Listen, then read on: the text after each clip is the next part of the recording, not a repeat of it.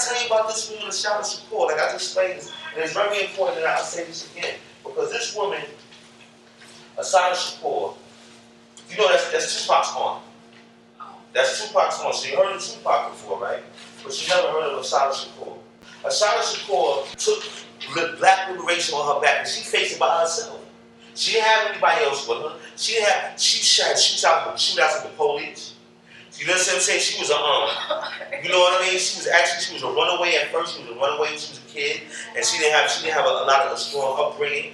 But you know what? She had a strong love of being black. She was proud to be of her culture. So what happened was that she saw the oppression that was going on, and she fought. Matter of fact, being that she did so much, it's worth it to read what she did again.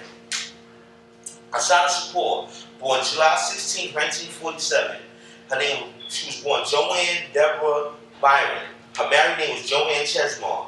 She is an African-American activist and escaped convict who was a member of the Black Panther Party and the Black Liberation Army between 1971 and 1973. Shakur was accused of several crimes and made a subject of a multi-state manhunt. In May 1973, Shakur was involved in a shootout on the New Jersey Turnpike, during which New Jersey State Trooper Werner Forrester and Black Liberation Army member Zaid Malik Shakur were killed, and ASSATA and a trooper James Harper were wounded. Between 1973 and 1977, Shakur was indicted in relation to 6 other alleged criminal incidents charged with murder, attempted murder, armed robbery, bank robbery, and kidnapping, resulting in 3 acquittals and 3 dismissals. In 1977, she was convicted of the first-degree murder of Forrester and 7 other felonies related to the shootout with the New Jersey State Trooper.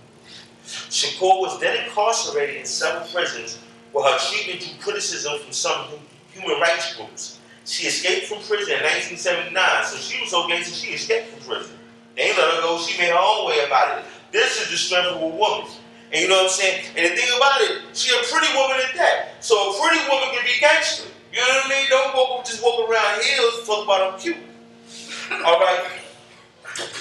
She escaped from prison in 1979 and has been living in Cuba in political asylum since. Attempts to extradite her have resulted in letters to the Pope and a congressional resolution. Shakur is the step-aunt of deceased hip-hop icon Tupac Shakur, the sister of his stepfather Mutulu Shakur. Her life has been portrayed in literature, film, and song. Now, this is a excerpt from her book when she was facing the judge against all those indictments about murder and the shootout and this, that, and other. This is what she told the judge. This is an excerpt from her book when she was her own lawyer. She was partly her own lawyer.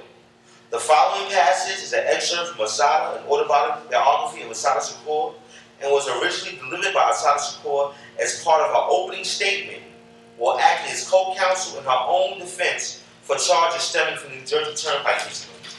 Now, this is what she told the judge as acting as a lawyer, and her life was on the line. You know what I mean? Her life is on the line for you, for me, for all of us, for everybody in these projects. You know, and none of us don't know, but she put her life on the line for all of us.